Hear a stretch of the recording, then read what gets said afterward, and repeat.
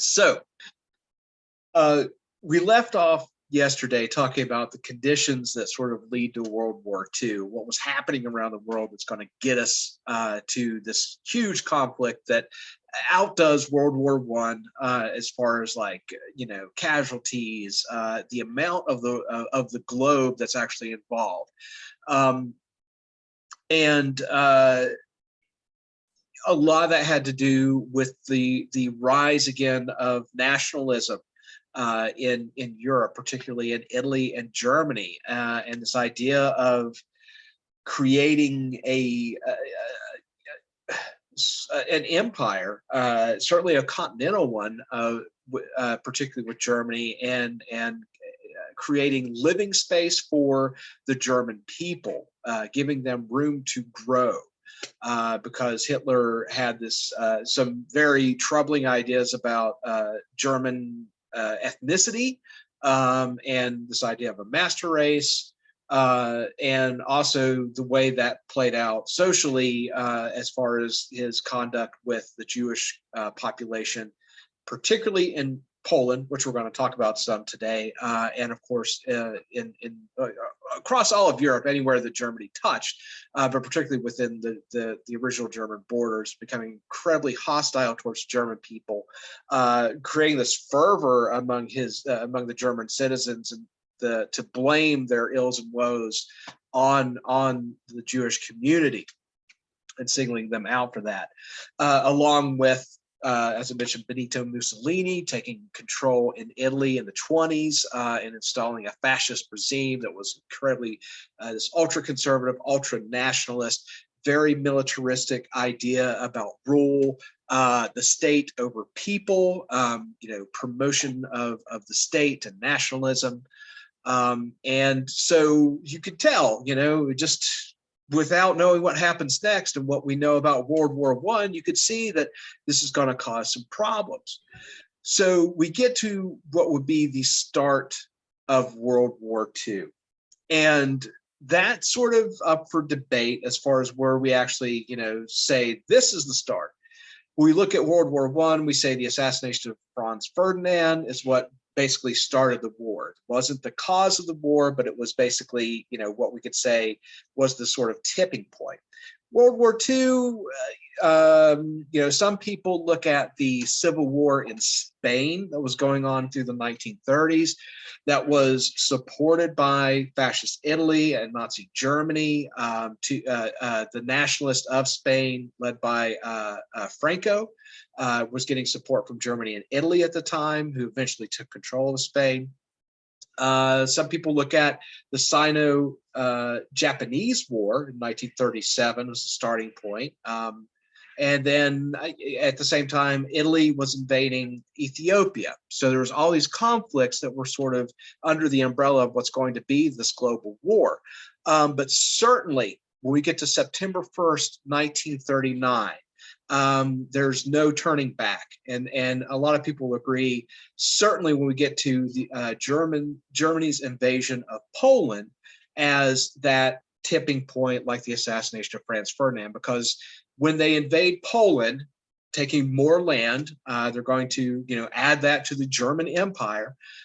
France and Britain declares war on Germany about 2 days later. So now you have the other European powers, those great powers, all involved in another conflict.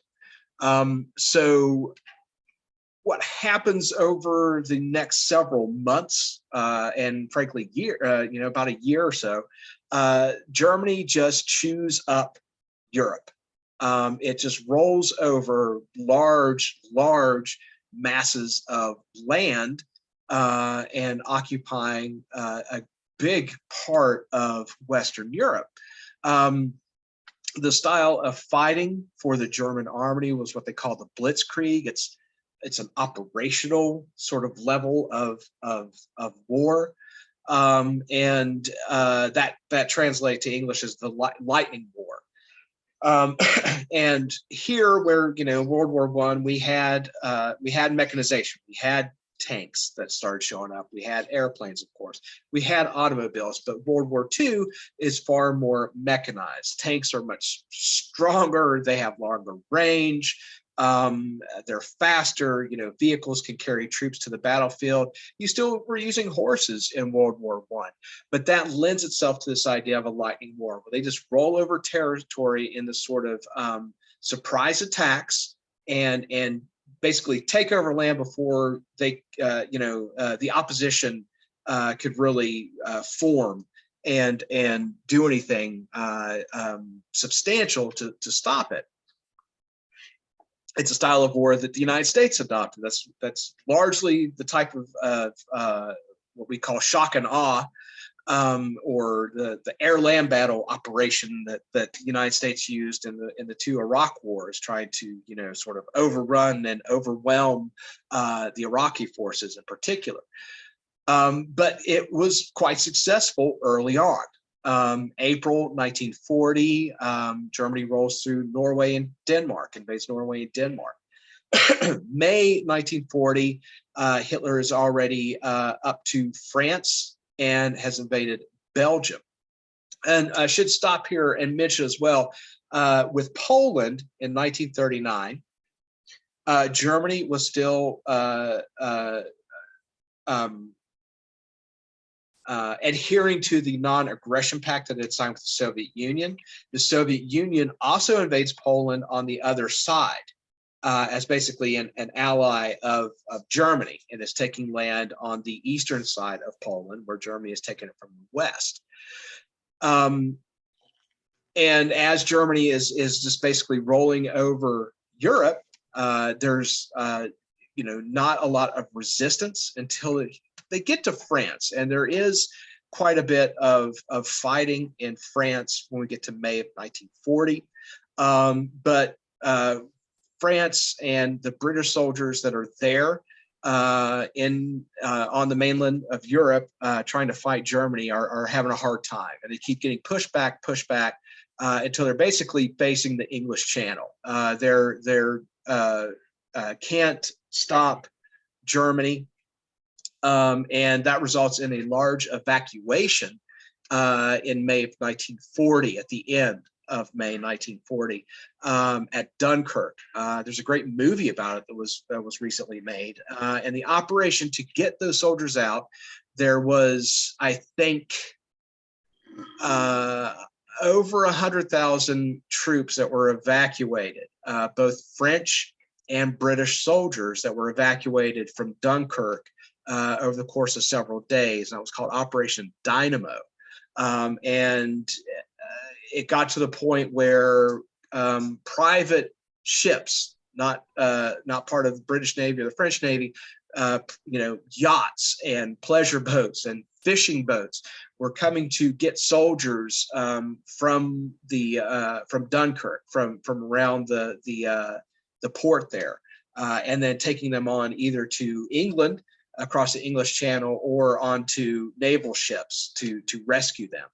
And that was a massive movement, and it was considered a success because these soldiers weren't captured. But Winston Churchill becomes the prime minister on May 10th, I believe, of 1940, taking over for Neville Chamberlain. You remember I mentioned Neville Chamberlain a little bit yesterday, talking about appeasement, that he had, that they had possibly created the situation that sort of permitted Hitler to keep getting stronger and bolder until the point of this mass invasion of Europe. So he replaces Neville Chamberlain and is the British Prime Minister through World War II, the majority of World War II. And he's Prime Minister again later on as well. But he's very cautious in saying that this is some type of success because it's a withdrawal. It was a retreat. While they saved many troops, the fighting is just starting. And was really one of the, along with FDR and Joseph Stalin, the important leaders to win World War II, was a very central figure and very visible during the war as he was leading Great Britain through the war. France, what remains in France surrenders. And they install this sort of puppet government that is sort of pro-Germany in France. It's a French leader, but he's basically siding with France, and that particular time frame is called Vichy France. That is basically controlled by the Nazis and sort of a pro-German government. That creates a resistance in France, a well-known underground resistance to the Nazis that is supported by Great Britain and then later the United States. It's going to be central in retaking France down the road in a few years. But yeah, it's certainly not the entire French people just fell over when Germany came through. There was plenty of French people that were wanting to resist the German invasion and occupation of their country.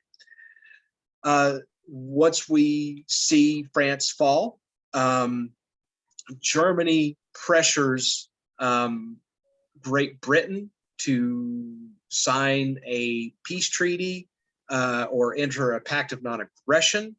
And they do so with this bombing campaign on the island of Great Britain. Of course, Great Britain's across the English Channel, so moving troops over there, knowing that Britain at the time has basically become a fortress. They're mustering their troops, and they're while they're not ready for any type of offensive, they certainly can protect their own borders. So it's really beyond Germany at that particular time to try to invade Great Britain as well. So they start this bombing campaign over Britain, hitting their, trying to demoralize the British people, trying to bring Winston Churchill to the negotiation table. And it's the first sort of known battle that is completely in the air. There's no, land component to this. It is over the skies of Britain, and it's over the English Channel. And, it's basically fought with fighter planes and bombers as Germany is trying to bomb and attack Britain by air. They're met with British fighters and anti-aircraft artillery, and by and large, Britain does win in the end, and that lasts for several months after the invasion of France, and it really strengthens the resolve of the British people, and really kind of shows the world that maybe Germany might have a longer battle, that Europe, all in all, will not fall to, Europe will not fall to Germany. So what happens over the course of the next few years? Looking at the United States, first off, and what was going on there. So the United States was trying to remain neutral, just like they did before their entrance into World War I. They didn't want to get involved. At least there was a lot of people in the U.S. that did not want to get involved. In order to help try to prevent the U.S. getting involved in another war, there was a set of legislation known as the Neutrality Acts that were passed through the 30s. And a lot of legislators, officials looked at our sort of a slow push towards World War I, and us entering World War I because we were a lender to the belligerents. We were lending money. We were selling wartime goods to them, and that what they think part of the reason that how we got into the war.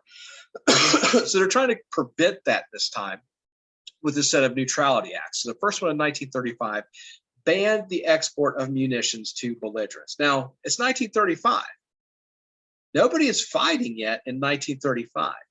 But when you look at this, you can see they know something's coming. They know this, it's going to happen again, that things don't look good in Europe. So everybody kind of sees it coming, more so this time than they did with World War I. So they banned this export, and of course there is other fighting, in other places, Italy and Africa. Hey, come on now. The Spanish Civil War and fighting, in the Pacific, Japan. 1936, they banned loans to belligerents, and a belligerent, of course, is someone involved in a fight. You are a belligerent. And remember, I mentioned that that prefix, bella. You see BELLU or BELLI, something along those lines. That basically means somebody who's fighting or warlike, or something along those lines. A hostility is occurring. In 1937, though, things seem to be changing a little bit, and there's some update to the Neutrality Acts, which is kind of hinting at, okay, well, maybe we can get involved a little bit. So there's this idea of cash and carry of non-munitions, so military goods that are not actually weapons or ammunition. And what they mean by cash and carry, you paid cash for it. We're not going to lend it to you. There was a Lend-Lease Act as well, but here it's you have to pay cash and you have to bring your own ships. We're not going to send them to you. We're not going to transport them. And it was a way to maintain neutrality. Then it was updated again in 1939. It's like, okay, well, we'll add munitions to it. And so again, the same thing, you pay cash, you have to carry them. There was also this Lend-Lease Act where they would basically lease equipment to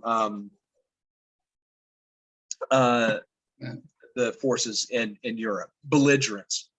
And largely, we're talking about Britain and France here. There was some sort of a little bit of back and forth about who we should support. There was some support thrown towards Germany and aid. But as the years go on and we see the type of regime that Hitler is building, our support sways closer and closer to Britain and France. And while there's all this neutrality talk and keeping us out of war, there's a slow military buildup occurring through the 30s in the United States. So there's also some preparation. More so for Japan. That's largely that kind of the concern. We're looking on out west, into the Pacific at what's happening on there and making more of a buildup. But part of that public works grant that I mentioned that FDR built 2 aircraft carriers. So it's starting to slowly modernize. So while they're sort of talking about neutrality, there's this sort of underneath knowing that, well, we can try to stay out of it, but just in case, we better get ready. And again, that idea that we are sort of a fortress where no one can touch us kind of prevails. We still have these 2 oceans that separate us from the rest of the world and somewhat protects us from invasion.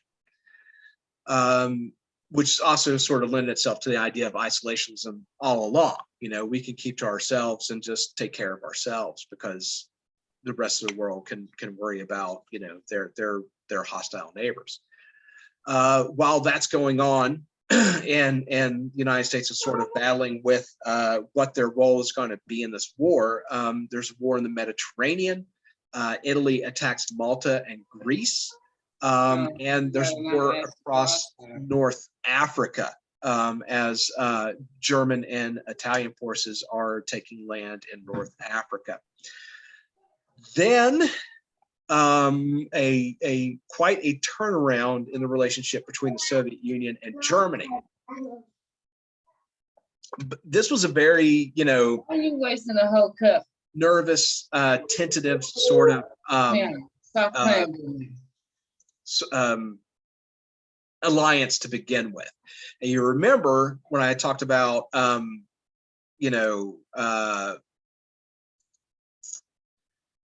Nazism and fascism being very hostile towards communism. The Soviet Union is a communist state. So that already kind of presents a problem between this relationship with the Soviet Union and Germany. Both of these, states are looking at each other and sort of eyeing each other nervously. The Soviet Union signs a non-aggression pact with Japan at the time because they also have to worry about Japan in the Pacific, right? Russia and the Soviet Union has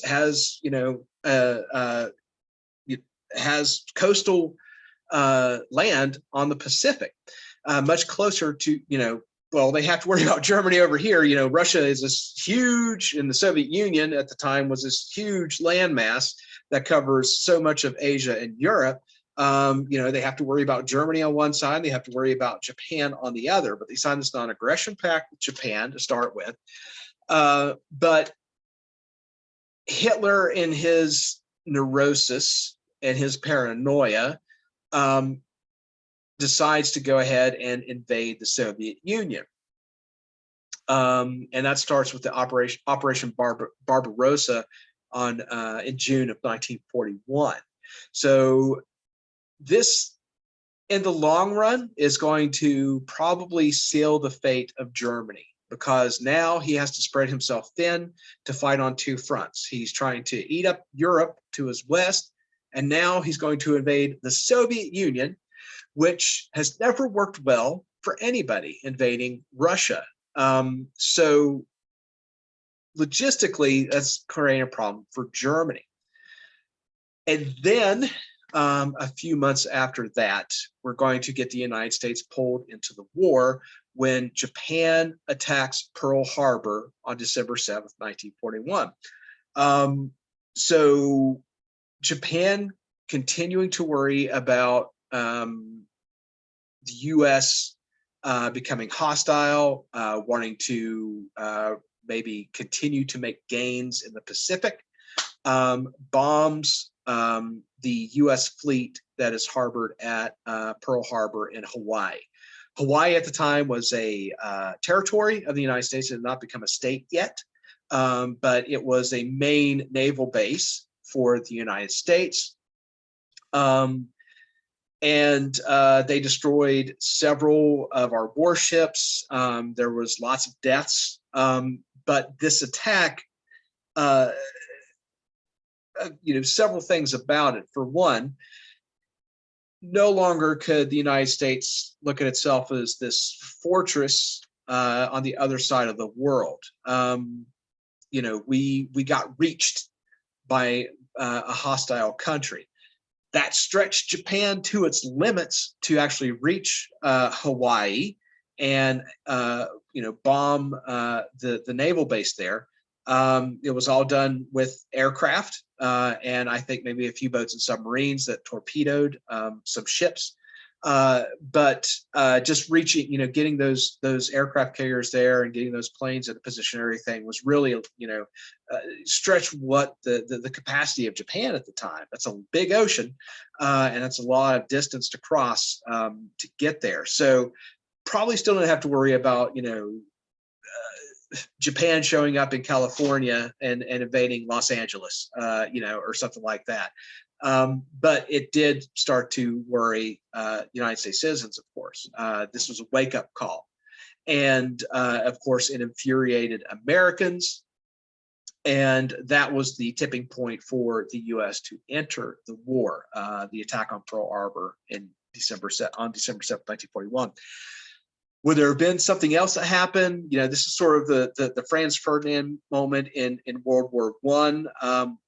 How long would the United States stay out of the war if something else didn't happen? We were getting ourselves put on a war footing. As I mentioned, we were building up our military. It was probably going to happen at some point, but this conveniently, changed everything. So I think the next day, Roosevelt gives his famous speech where he commemorates December 7th. This is the day that'll live in infamy, and declares war on Germany and Japan.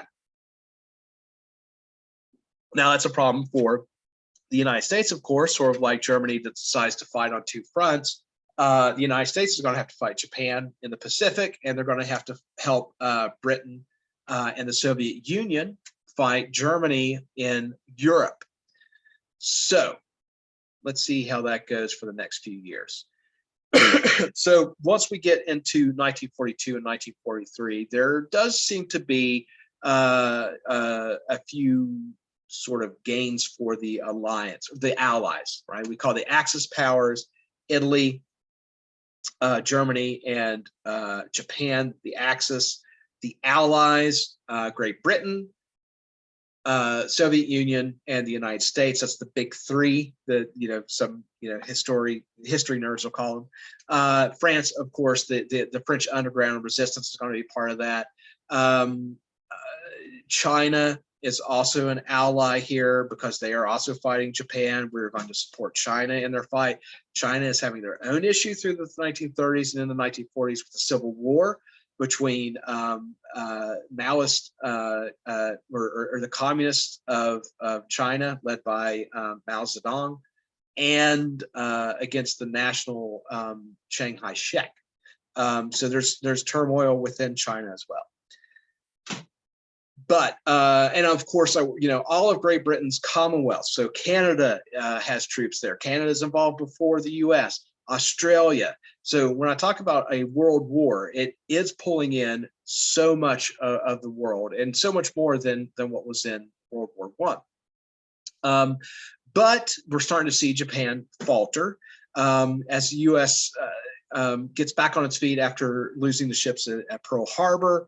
And starts island hopping, starting to retake some of the smaller islands that Japan had claimed, that they had occupied.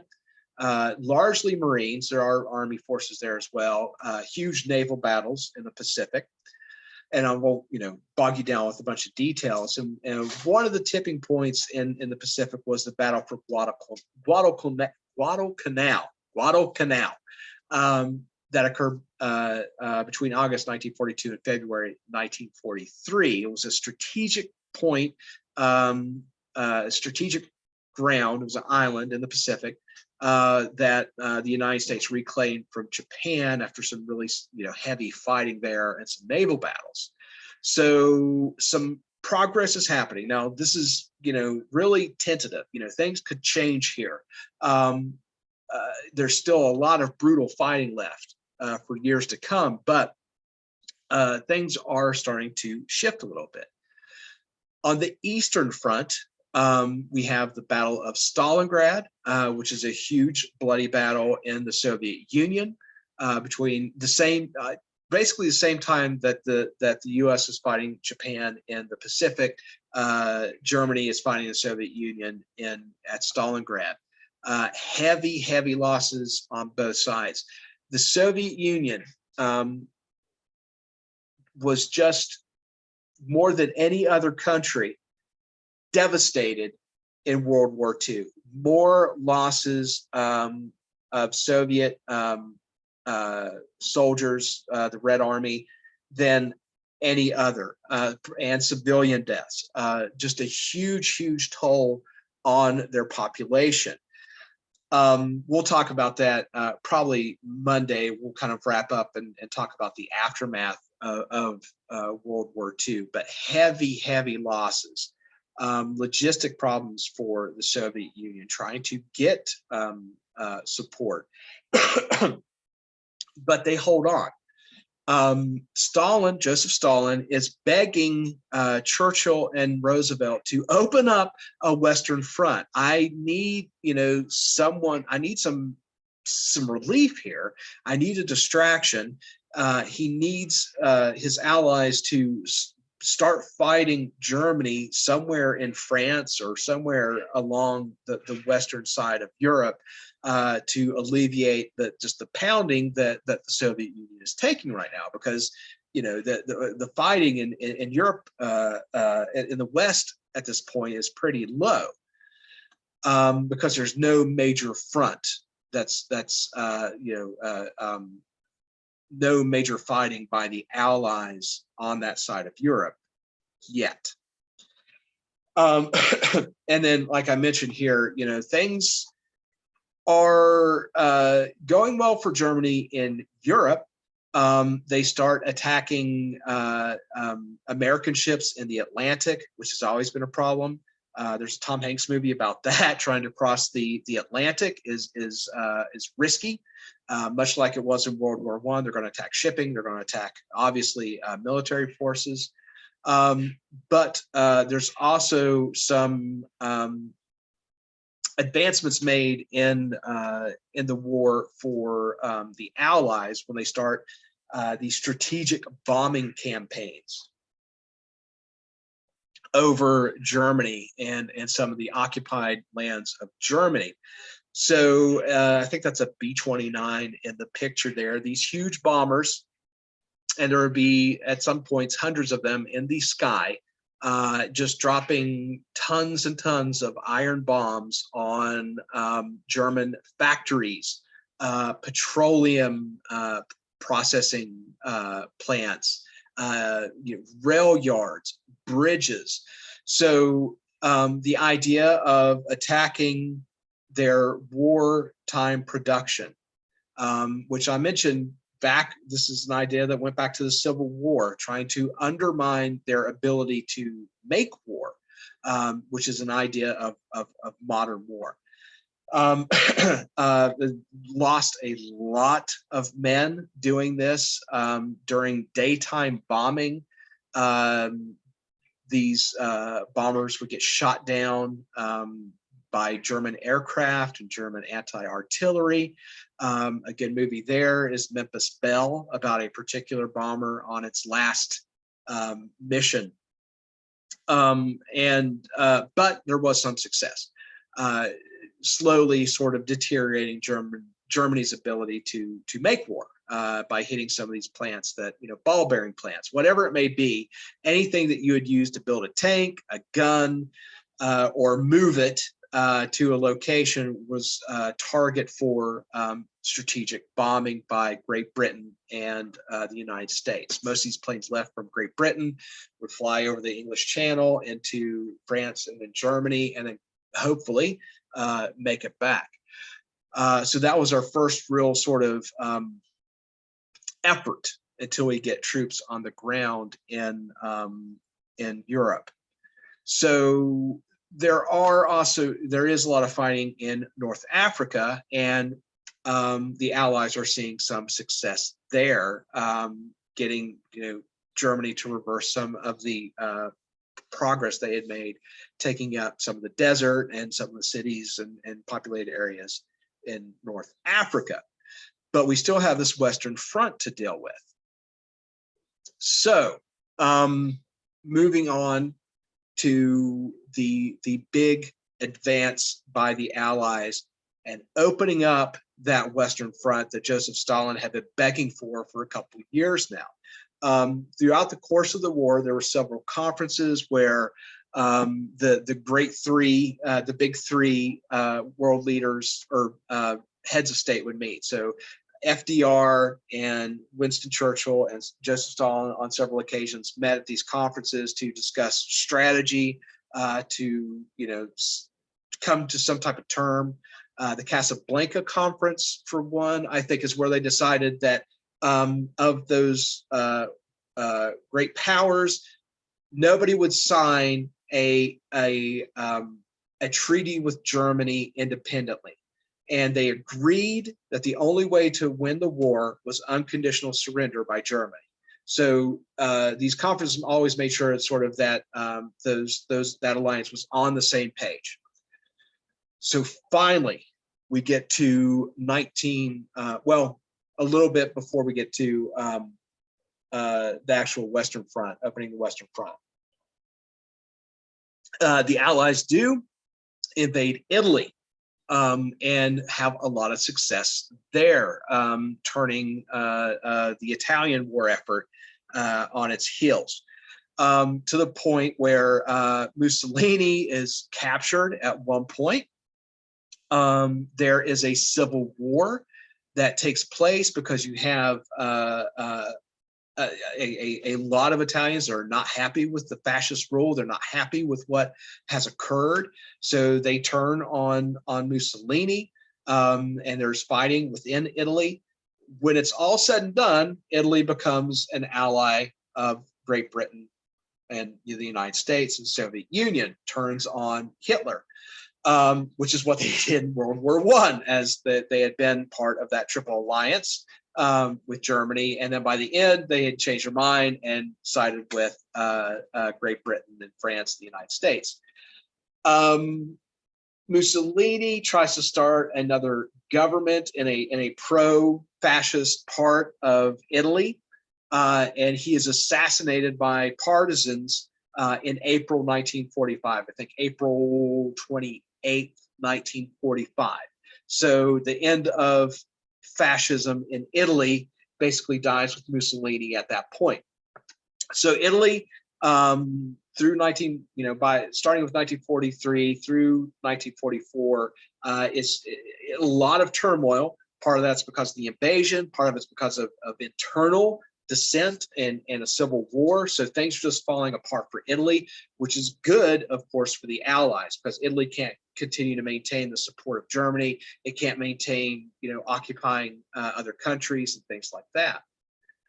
So, we're having these reversals of the Axis powers. And finally, we get to open the Western Front in Europe that Joseph Stalin has been waiting for, the Soviet Union is waiting for. It's called Operation Overlord, and it's sort of popularly known as D-Day.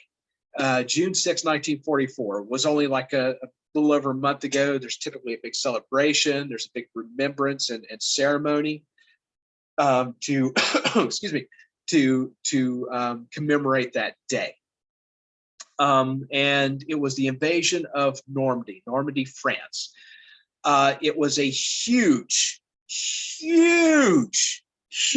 operation. One of the biggest in history. It was the largest seaborne invasion. So all the troops were carried off of naval ships in the English Channel on these little amphibious landing craft to the beaches of Normandy. And there were several sort of beaches there. I think they had these code names like Utah, Omaha, Sword. I can't remember all of them at the moment, but it included 150,000 soldiers that landed on the beach, not to mention well over 100,000, 200,000 naval personnel to get them there. Logistics were crazy. It was also really secretive. Germany expected an invasion at some point, but they weren't sure exactly where. And there was a good feint to sort of direct and distract Germany towards a different location. So by and large, they really didn't see it coming that day and at that place. There were US troops, there were British troops, there were Canadian troops. There was also Australia had forces there. Remember, it's Britain, so Australia shows up. Other countries in the Commonwealth under Britain had people there, but largely the landing forces were comprised of US, British, and Canadian troops. It was a brutal day and horrible fighting. Another movie that really gives it due credit or really shows how bad things were is Saving Private Ryan. There was about 10,000 Allied soldiers that died. The beach area was controlled by about 50,000 German soldiers. There was fortifications called pillboxes on the sort of above the beach, on the cliffs above the beach with machine gun emplacements. There was barbed wire on the beach. There was landmines on the beach. They had these huge kind of iron cross things that they call tank traps to keep other vehicles from landing and being able to move on the beach. So it was the slog. The picture there is a really good example. They would get close to the beach. You still had to get to the beach. You had to wade through the water while you were getting hosed with machine gun fire. But at the end of the day, there was this broke the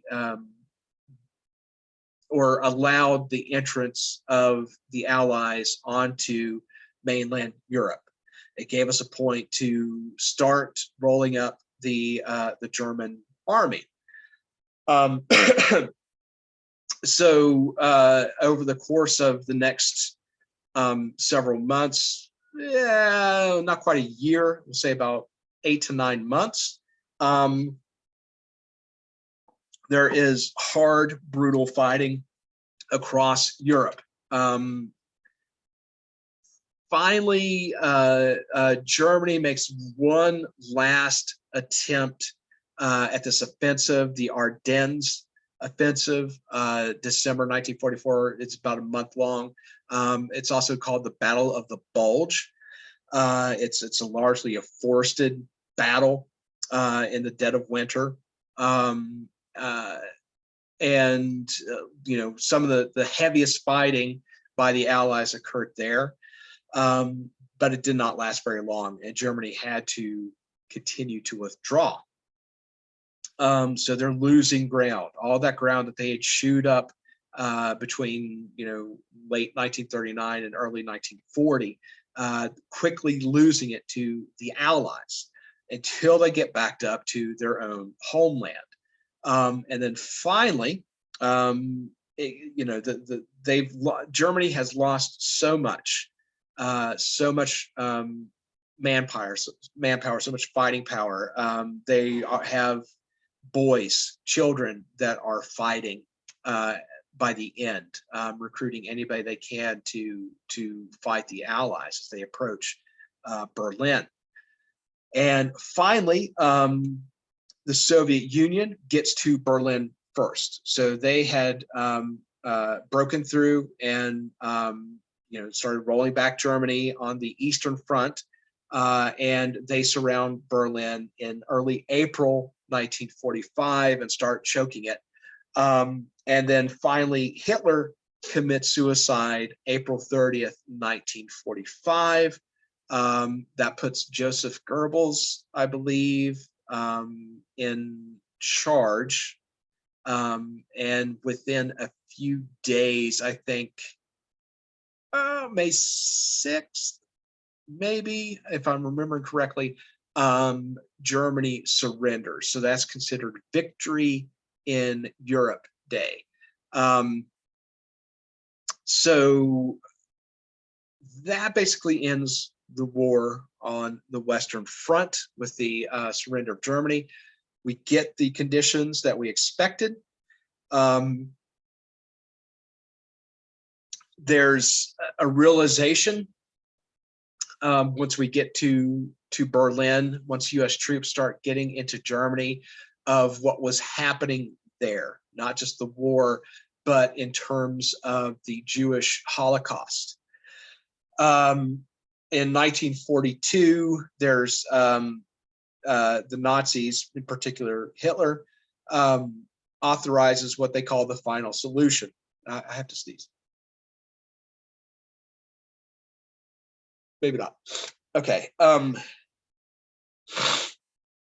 Which was basically the eradication of the Jewish population. I mentioned since the 30s, there was this continued hostility. There's continuing to point fingers at the Jewish population for all the problems of Germany. There's also the racial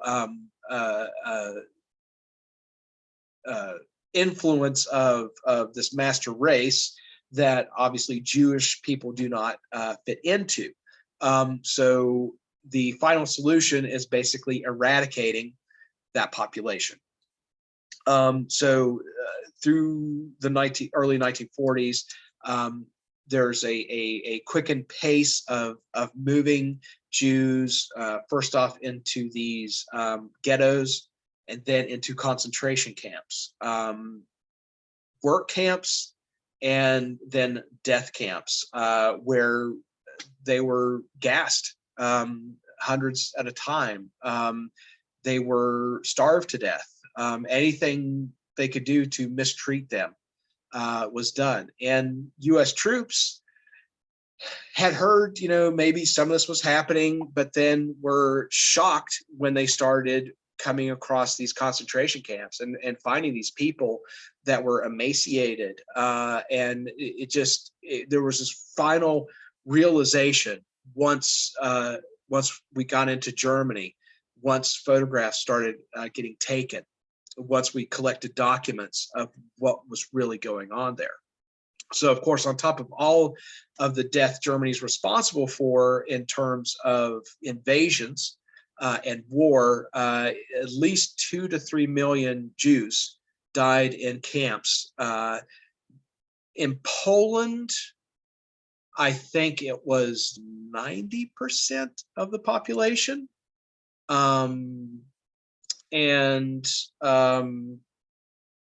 I think 2/3 in Germany. So huge devastation for that population. And yeah, everything, there actually is color photos and there is color film every once in a while that pops up, which is kind of interesting. But yeah, largely we have mostly black and white photos of that time, which have their own sort of appeal and sort of, have the sort of emotion that goes along with them. But that is basically what happens on the European side. Let me see if I can get out of here. Come on. I don't know why it ever wants to shut down. There we go. Okay. But anyway, so that ends the European side of the war. And as I mentioned, these wars shape the world order. They change the way we look at each other. They're going to change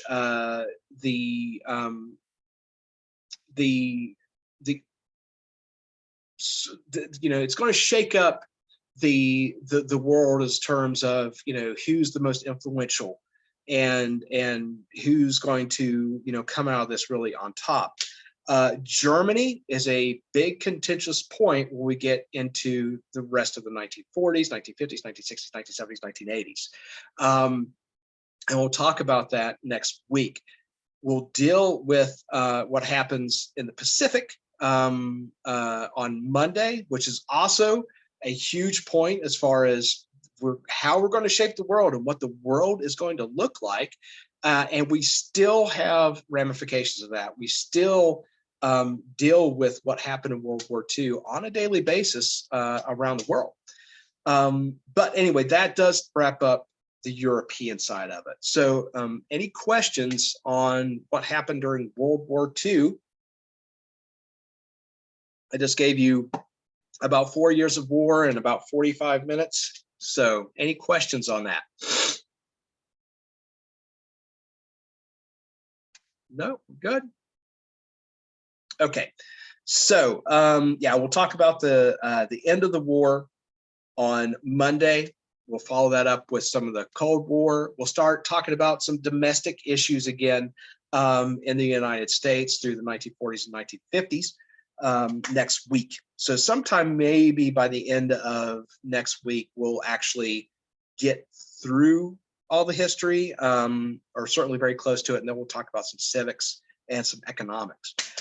Anyway, we'll go ahead and take about a 10-minute break. Actually, let's just we'll go to 1:20 today. Go ahead and take about 13 minutes, and we will come back with some themes and details in RLA reading. All right. All right. I'll see you guys over there.